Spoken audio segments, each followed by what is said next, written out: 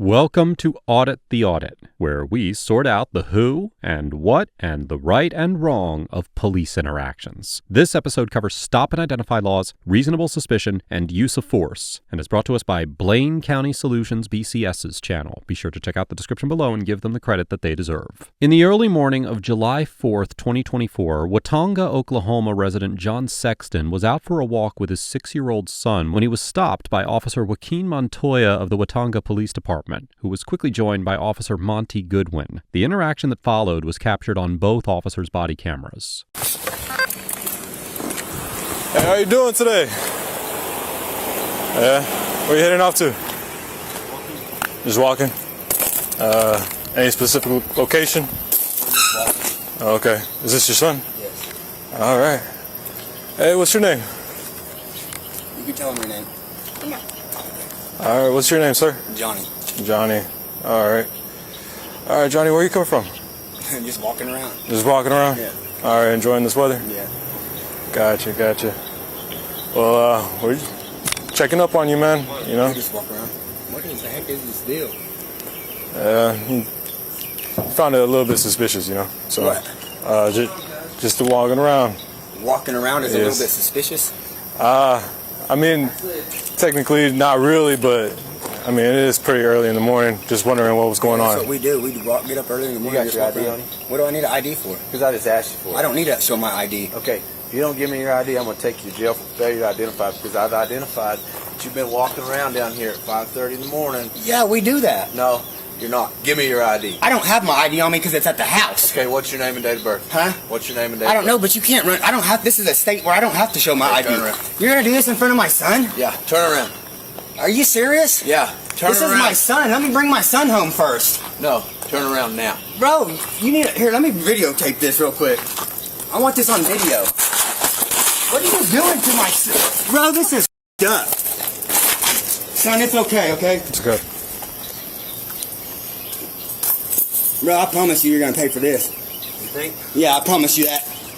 We're walking around, there's nothing suspicious, I've done nothing criminal. I don't have my ID on me, I told you that. And what did I tell you? And you just slammed me on the ground because I was trying to record. What are you rolling me on the ground for? It's gonna be okay. Dude, this is ridiculous. Man, look what you're doing to my son. There's my phone right there, too. You're a punk.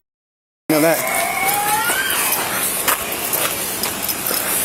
Dude, I can't even believe you're doing this to my son because we was walking around on 4th of July.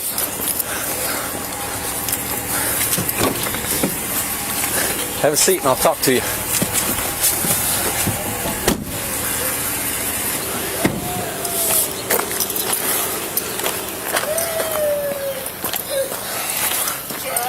Hey, buddy, come here. You're okay. Listen to me. You're okay. Hey, quit crying.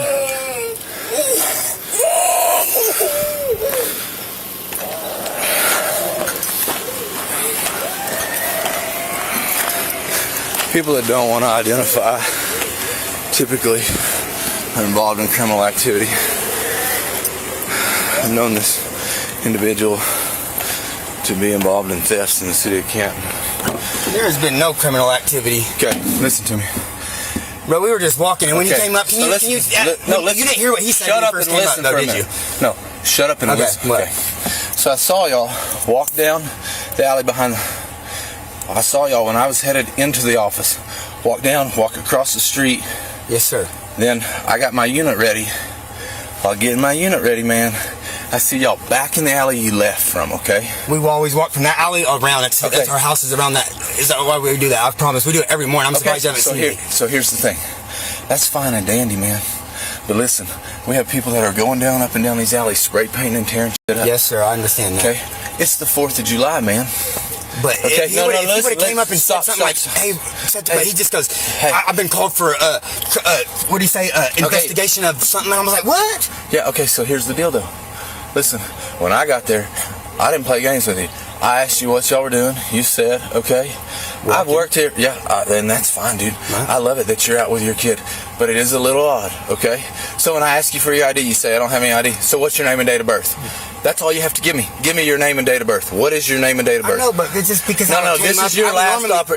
You're asking me right now? I thought you were saying my name is John Sexton. Okay, sit tight.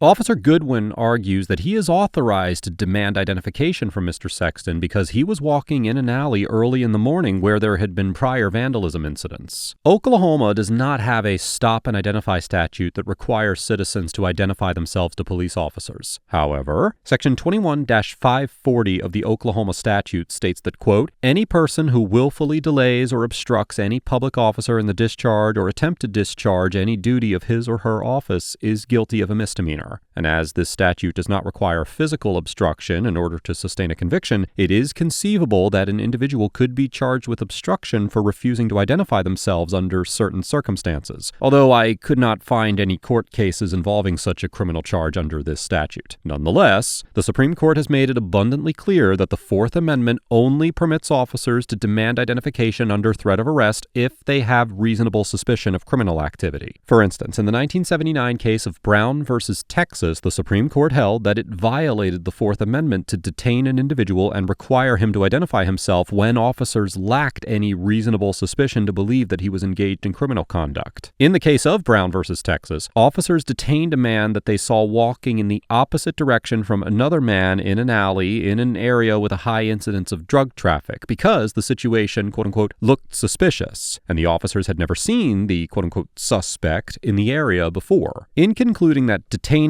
and then arresting the man for refusing to identify himself violated the Fourth Amendment, the court reasoned that, quote, none of the circumstances preceding the officer's detention of appellant justified a reasonable suspicion that he was involved in criminal conduct. The court noted that the officer testified that the situation in the alley, quote-unquote, looked suspicious, but then concluded that, quote, he was unable to point to any facts supporting that conclusion. There is no indication in the record that it was unusual for people to be in the alley. The fact that appellant was in a neighborhood frequented by drug users standing alone is not a basis for concluding that appellant himself was engaged in criminal conduct. In short, the appellant's activity was no different from the activity of other pedestrians in that neighborhood. Now here, while Officer Goodwin pointed to previous vandalism incidents in the area, there were no facts showing that Mr. Sexton was potentially involved in that activity, as he clearly did not have any spray paint on his person, and there was no evidence to suggest that he was doing anything other than taking a walk with his son. As such, it is highly likely that a court would conclude that Officer Goodwin did not have the reasonable suspicion necessary to detain and identify Mr. Sexton. Reasonable suspicion can be a complicated concept, as can many other legal issues surrounding police encounters. If you would like to learn more about how to effectively navigate police encounters, well then you may want to pick up a copy of the Civilian Rights Hand Guide, our comprehensive guide to officer interactions. In the first half of the book, we explore the underlying constitutional principles involved in police encounters. Then, we provide practical, step-by-step tips for managing various types of officer interactions, so you can understand how to effectively assert your rights in any situation. The Civilian Rights Hand Guide is available exclusively on Amazon, and you can find a link in the description and the pinned comment down below. Thank you so much for your support. And now, let us continue with this interaction.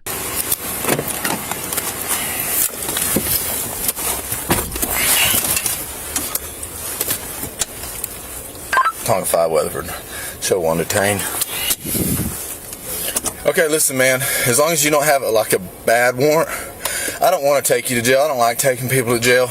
I don't like doing what I had to do to you in front of your kids. But you caused it. All you had to do was provide the information asked. Listen. Shut up and listen just a minute. We had reasonable enough suspicion to identify you. That's all that matters. But if I did criminal activity. Yeah. But I didn't do no criminal activity. So yeah. No, I didn't. I didn't do nothing criminal walking with my son. Okay. It's not criminal, but we still have reasonable enough suspicion to identify you. And if I want to give the ID, I can. No, it's not a if. The state is not a if you want to so state. It's a state that they can ID you at any time. It's not a.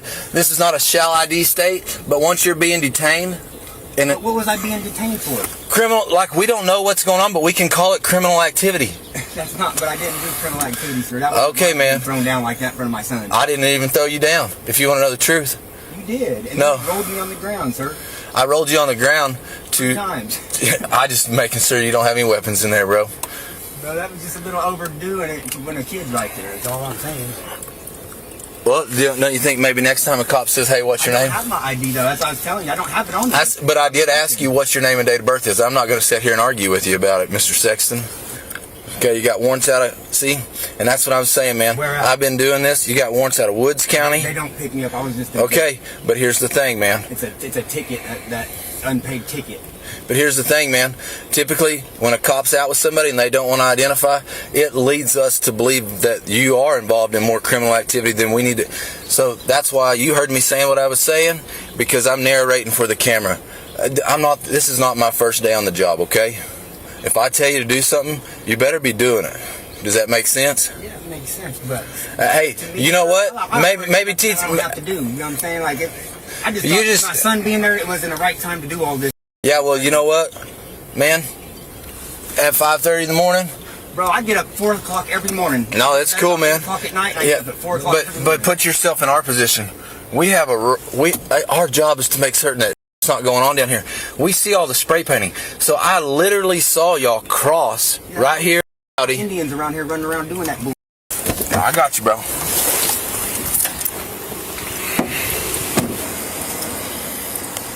Was clear. How you getting along over there, boss? Huh? Yeah. He's got possible warrants.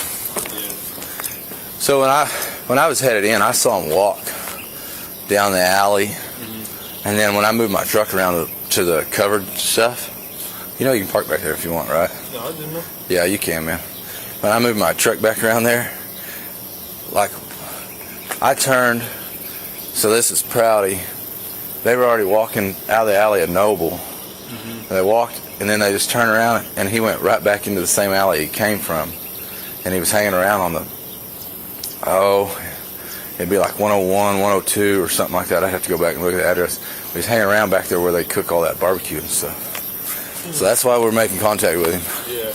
When people don't want to identify, typically there's something else going on. You know what I mean? Yeah. Officer Goodwin repeatedly claims that when people refuse to identify themselves, it is because they are involved in criminal activity. However, citizens have the constitutional right to refuse to identify themselves during consensual encounters with the police when they are not suspected of criminal activity. And the Supreme Court has repeatedly made it clear that declining to answer an officer's questions cannot, without more, create the reasonable suspicion necessary to justify a seizure. For instance, in the 1983 case of Florida versus Royer, the Supreme Court stated that, quote, law enforcement officers do not violate the Fourth Amendment by merely approaching an individual on the street or in another public place, by asking him if he is willing to answer some questions, by putting questions to him if the person is willing to listen, or by offering in evidence in a criminal prosecution his voluntary answers to such questions. The person approached, however, need not answer any question put to him. Indeed, he may decline to listen to the questions at all and may go on his way. He may not be detained even momentarily without reasonable objective grounds for doing so, and his refusal to listen or answer does not, without more, furnish those grounds. Likewise, in the 1991 case of Florida versus Bostic, the court noted that, quote, a refusal to cooperate, without more, does not furnish the minimal level of objective justification needed for a detention or seizure. Accordingly, a court would almost certainly conclude that Mr. Sexton's refusal to identify himself did not create reasonable suspicion that he was engaged in criminal conduct, as he had the right to refuse to cooperate with Officer Goodwin's request for his consensual cooperation.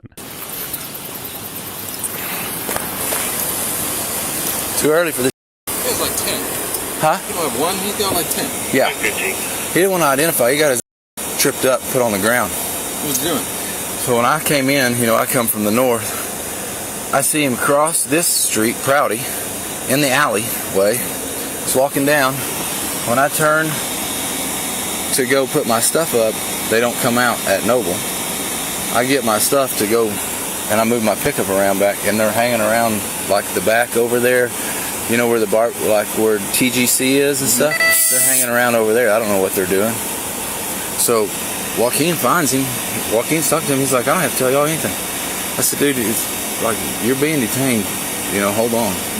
I said, what is you give me your ID? He's like, I ain't giving you my ID. I don't have it. I said, okay, what's your name and date of birth? And he said, I don't have to tell you, something like that.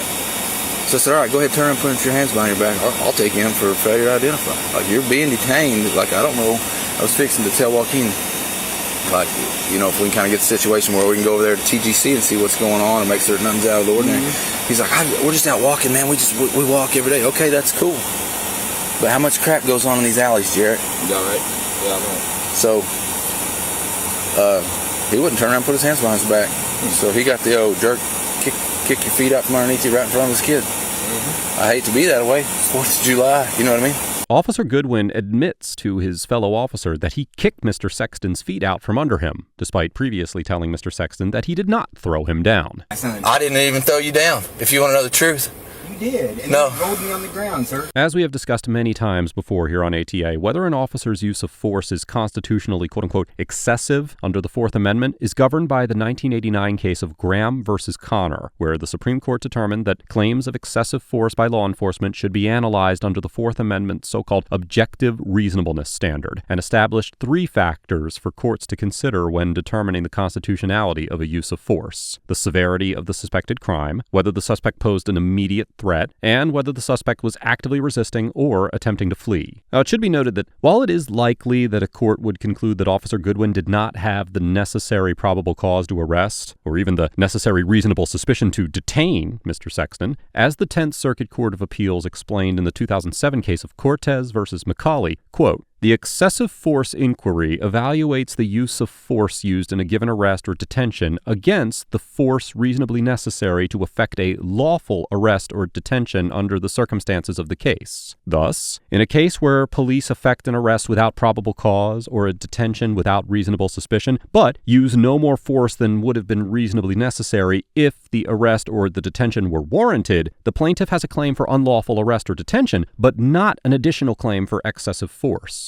In other words, to determine whether Officer Goodwin's use of force was constitutionally excessive, we must assume that he had probable cause to arrest Mr. Sexton for refusing to identify himself, and then determine whether the force he used would be excessive under those circumstances. So applying the Graham factors to this situation, Mr. Sexton was suspected of, at most, a nonviolent misdemeanor, and there was no evidence to suggest that he posed any sort of physical threat to the officers or anyone else. And while Mr. Sexton did refuse several orders to quote-unquote turn around, and arguably passively quote-unquote resisted arrest by taking a few steps back from Officer Goodwin, he did not outright flee, actively resist arrest, or physically fight Officer Goodwin in any way. And Officer Goodwin did not attempt to use any intermediate levels of force before throwing him to the ground. As such, Mr. Sexton would have a strong argument that, in addition to not being justified by reasonable suspicion or probable cause, the force used against him was also, quote-unquote, objectively reasonable, and therefore, quote-unquote, excessive under the Fourth Amendment. I mean, why is he out 6 o'clock in the morning with his kid? Says he gets up every morning at 4 and walks around. You ever seen him?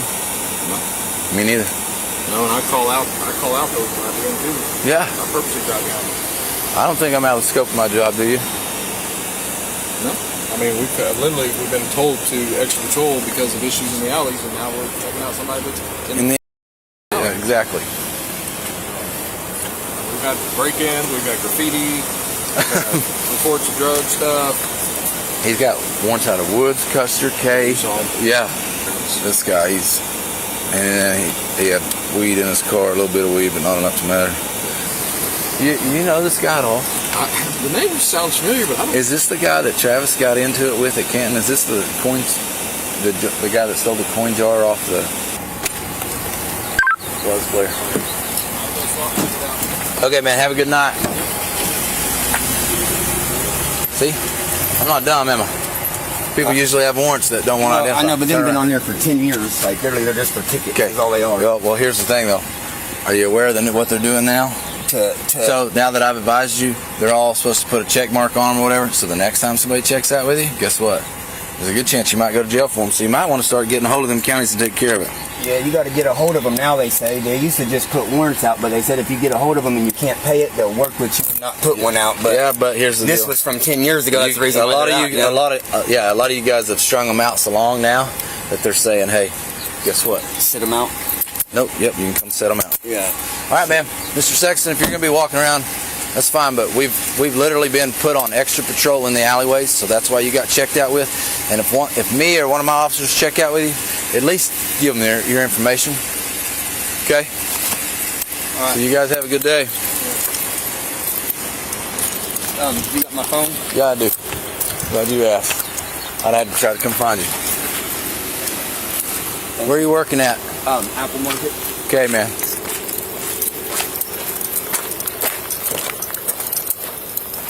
Hey, buddy. See, this is what we don't. Come on, son. Hey. You're supposed to be in there, son. Come on. You can't play in there. That's not ours, okay? We'll go home and pay. All right, so listen, you guys, we don't mind you getting out and walking around, but when the police officers ask you who you are, you better tell them, okay? Come on, let's go. Mr. Sexton eventually obtained body camera footage of the encounter, and he created a TikTok account to share the video. It went viral, resulting in an influx of complaints from local residents and social media activists alike. And local residents organized meetings to address their grievances, including a demand for the replacement of the city manager, leading to the resignation of both the mayor and vice mayor. Additionally, after Mr. Sexton's interaction went viral, another Watonga resident came forward with an allegation regarding Officer Goodwin punching her autistic 15-year-old son 3 times after her son bit him. It has also come to light that before Officer Goodwin worked for the Watonga PD, he was employed as a deputy with the Blaine County Sheriff's Office. Sheriff Travis Doherty told the media that Goodwin was demoted and eventually left the department after receiving complaints from deputies who he supervised. After the encounter, Mr. Sexton filed a complaint against Officer Montoya and Officer Goodwin. The Oklahoma State Bureau of Investigation looked into the complaint and then privately turned over its findings to the district attorney.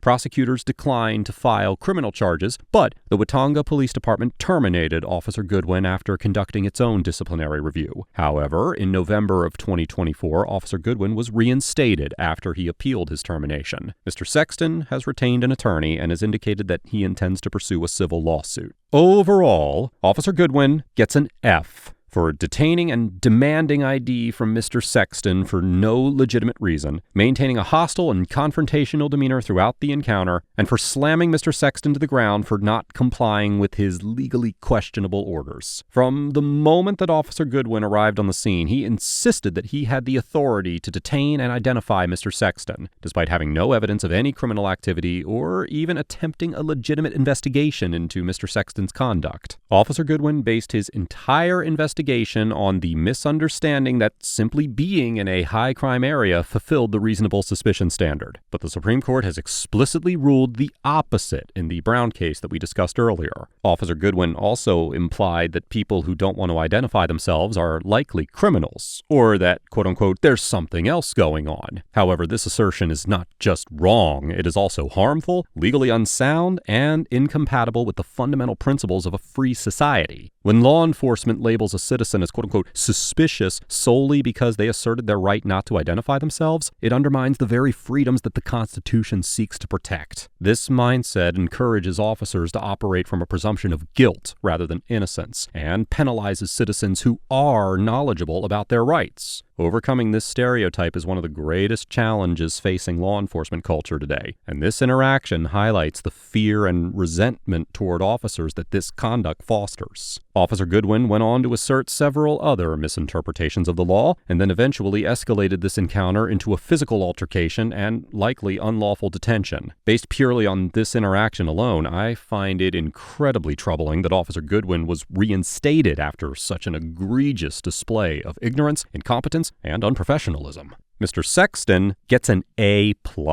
Because although he may have benefited from less talking, he remained relatively calm and collected throughout the encounter, politely refused to surrender his ID, and followed up this interaction by acquiring the body cam footage and finding legal representation. For most citizens, being arrested in front of your child during your routine morning walk would evoke a strong emotional response, but Mr. Sexton remained extremely calm considering the circumstances. Mr. Sexton voiced his dissent without becoming enraged or vulgar, and although he did briefly step away from Officer Goodwin, he ultimately complied with the officers without physically resisting. Mr. Sexton also took it upon himself to request the body cam footage after the incident and filed a formal complaint that led to Officer Goodwin's initial termination and the resignation of other city leaders. While it is unfortunate that Officer Goodwin was able to get his job back, Mr. Sexton now has an attorney and intends to file a lawsuit. I commend Mr. Sexton for keeping his composure during the interaction and and for doing everything in his power to hold the officers accountable afterwards. I will be sure to keep you updated on the status of his lawsuit in a future update episode. Let us know if there is an interaction or legal topic that you would like us to discuss in the comments below. Thank you for watching, and don't forget to pick up your copy of the Civilian Rights Hand Guide in the links below.